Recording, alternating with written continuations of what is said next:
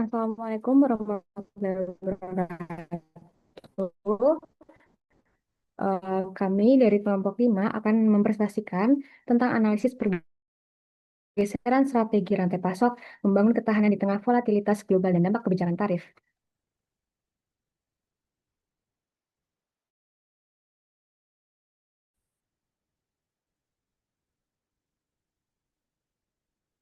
Dengan anggota kelompok, yang pertama, Luki Hani, NRP 59, Gladys, NRP 16, saya, Nadia, NRP 11, Velita, NRP 12, Rizky Hanifa, NRP 119, Safina, NRP 135, dan Putu Pavita, NRP 148.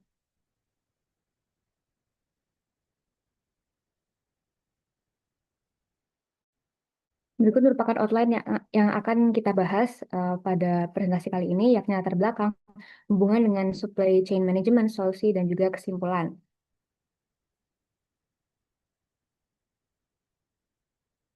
Yang pertama, latar belakang.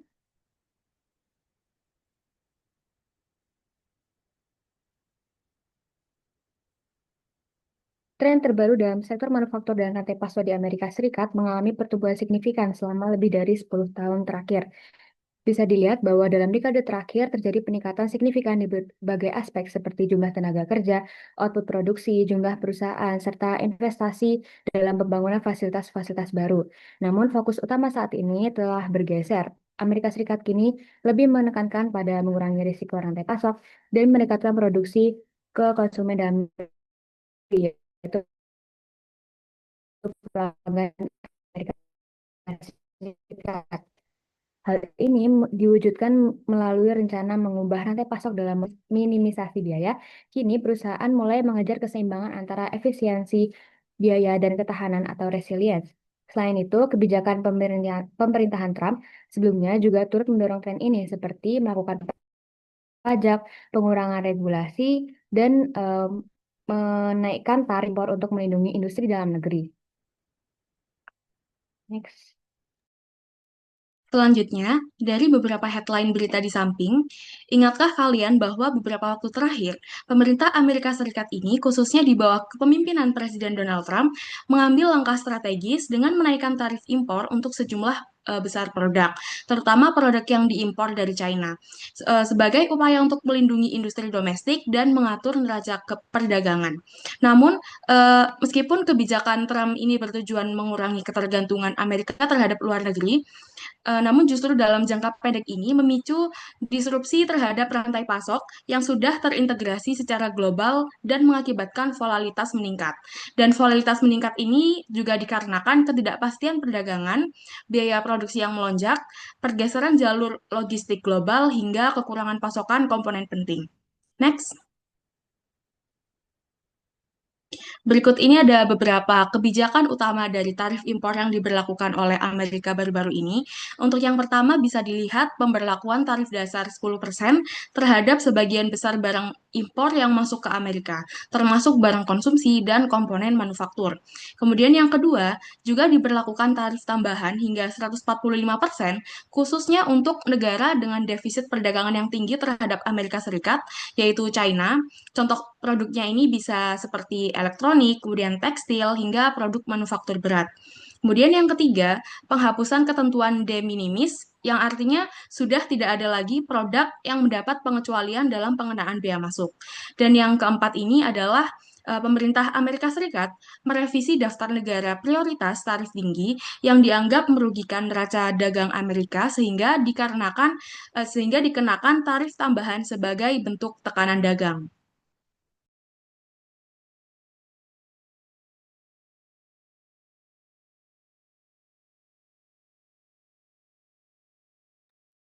Selanjutnya, mengapa pemerintahan Trump itu memilih untuk menaikkan tarif impor?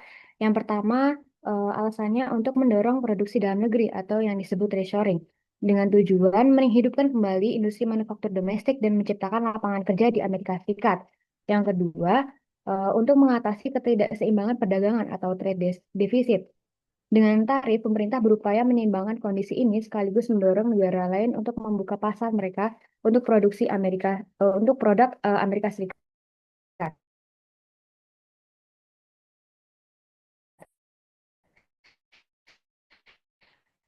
Yang ketiga, tarif dipakai untuk menjaga keamanan ekonomi dan kemandirian strategis. Jadi, penangkip ingin melindungi dan menyebut tarif ini sebagai alternatif dari pajak penghasilan. Dan yang terakhir, tarif digunakan sebagai alat dalam tekanan negosiasi dagang. Dalam konteks ini, tarif berfungsi sebagai instrumen diplomasi ekonomi untuk mendorong negara mitra menegosiasi ulang perjanjian dagang. Sebagai contoh, bisa kita lihat dalam renegosiasi NAFTA menjadi USMCA dan juga tekanan terhadap Tiongkok dalam perang dagang.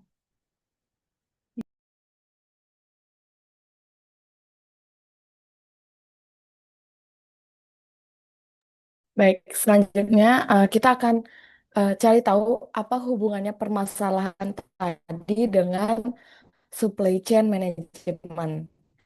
Jadi terjadi perubahan fokus strategi rantai pasok itu dari efisiensi ke ketahanan. Jadi selama beberapa dekade itu strategi rantai pasok global itu awalnya difokuskan pada mencari biaya terendah dan ketahanan pasokan. Nah, terutama dengan mengandalkan outsourcing dan offshoring ke negara-negara berbiaya rendah. Namun, sering berjalannya waktu dalam beberapa tahun terakhir, strategi ini mulai mengalami pergeseran besar, yaitu dari efisiensi ke tanah. Jadi pemicunya itu adalah rangkaian bukti global, gang bencana alam dan konflik regional, tarif dan regulasi perdagangan baru. Seperti dikutip dari artikel Deloitte, volatilitas dalam rantai pasok global telah memaksa perusahaan untuk mengalihkan strategi dari sekedar pasok yang lebih tangguh, adaptif, dan berkelanjutan. Ini bisa di next.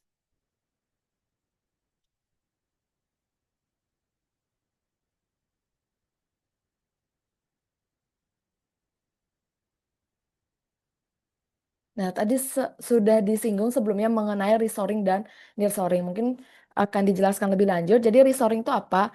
Jadi pada kasus ini banyak perusahaan mulai reshoring atau memindahkan kembali produksinya ke Amerika Serikat. Jadi pemindahan kembali sebagian produksi ke Amerika Serikat itu bertujuan untuk meningkatkan ketahanan rantai pasok dan mendekatkan fasilitas ke pelanggan domestik. Sehingga itu membuat respon lebih cepat, bisa meningkatkan nilai jual dan ongkos logistik menjadi lebih rendah. Terus juga untuk yang kedua nearshoring itu memanfaatkan perjanjian perdagangan bebas seperti eh, USMCA untuk mengalihkan sumber daya dari negara-negara seperti misal Meksiko dan Kanada, serta meningkatkan perdagangan dengan negara-negara misal India dan Vietnam yang menawarkan keuntungan biaya.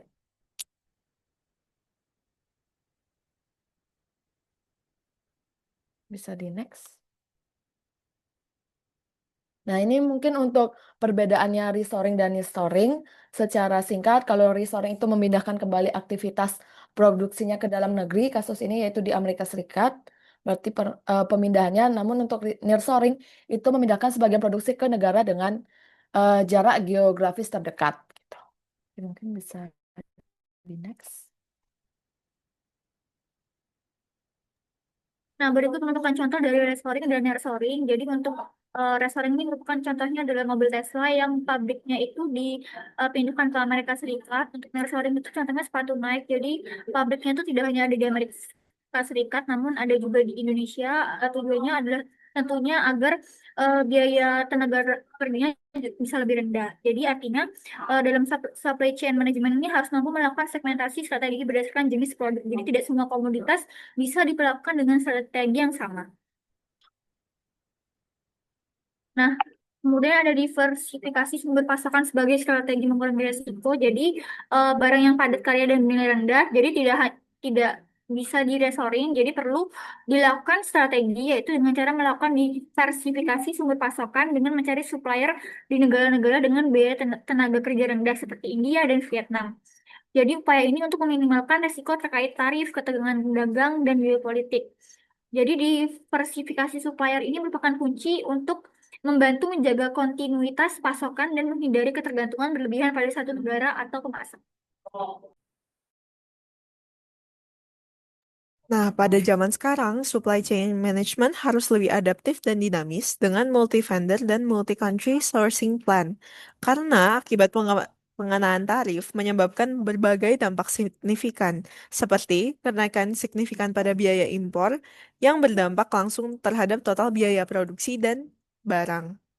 Yang kedua itu ketidakpastian dalam lead time karena perubahan jalur distribusi dan beban administratif akibat kebijakan tarif dapat memperlambat proses logistik. Yang ketiga, penurunan margin keuntungan disebabkan oleh peningkatan biaya yang tidak selalu dapat langsung dibebankan kepada konsumen, terutama di pasar yang sangat kompetitif sekarang.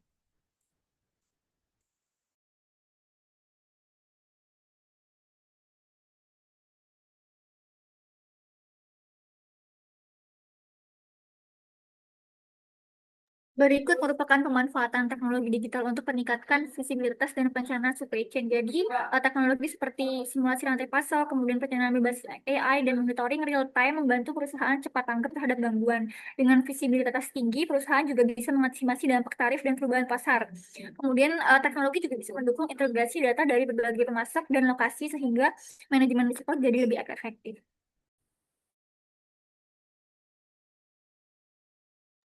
Nah, untuk masa depan supply chain management, jadi tarif itu adalah pemicu awal perubahan. Namun dampak jangka panjangnya itu meliputi pertama kesadaran perusahaan akan pentingnya ketahanan rantai pasok yang lebih baik. Yang kedua, peningkatan teknologi supply chain management seperti menggunakan AI, IoT, dan blockchain.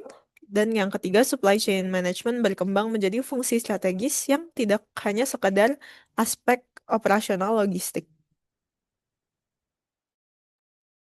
Kemudian selanjutnya kita akan membahas mengenai solusi. Bisa di next. Jadi solusi yang dapat diterapkan yang pertama yaitu ada diversifikasi sumber pasokan, di mana dengan cara mengurangi ketergantungan pada satu negara dengan mencari pemasok dari berbagai negara untuk meminimalkan resiko tarif. Kemudian yang kedua yaitu ada perencanaan kontingensi, di mana dengan mengembangkan rencana darurat untuk menghadapi gangguan dalam rantai pasok, termasuk skenario penggunaan tarif baru. Kemudian yang ketiga yaitu kolaborasi dengan mitra dagang, yaitu dengan membangun hubungan yang kuat dengan pemasok dan distributor untuk meningkatkan fleksibilitas dan respons terhadap perubahan pasar. Kemudian selanjutnya yaitu ada evaluasi ulang strategi produksi, di mana dengan cara menimbang opsi untuk memindahkan sebagian produksi ke lokasi yang lebih strategis guna mengurangi dampak tarif.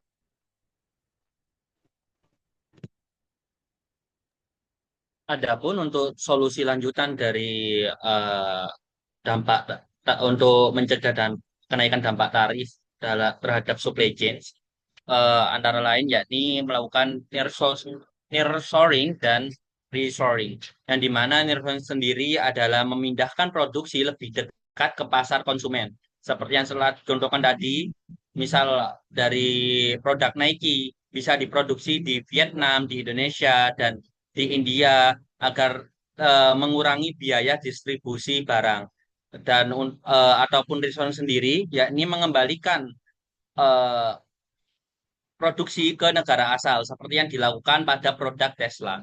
Dan untuk solusi yang keenam yakni investasi dalam otomatisasi dan teknologi, yang dimana dengan solusi ini perusahaan dapat melakukan adopsi otomatisasi dan teknologi canggih untuk meningkatkan efisiensi dan mengurangi biaya produk.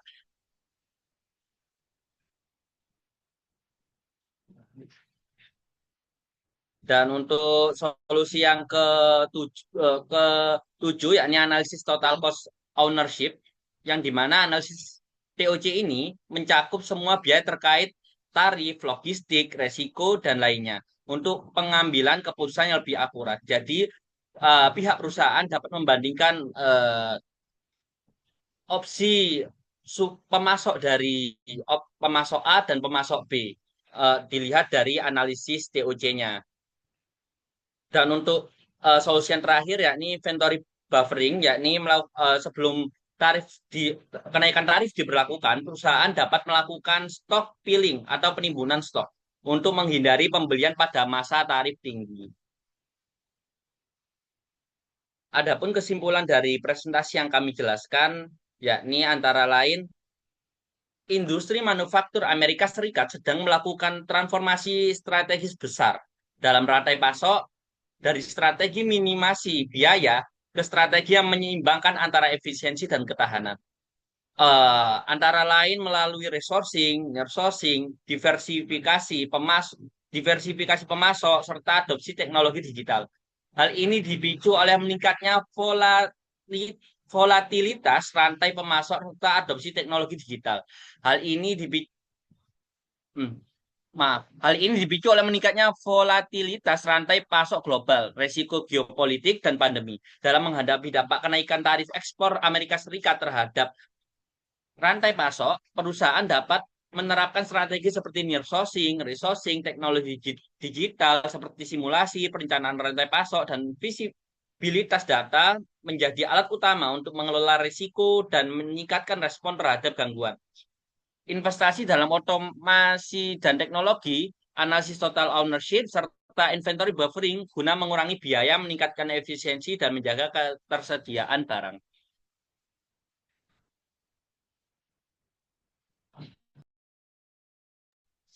Sekian yang bisa kami sampaikan. Kurang lebihnya terima kasih.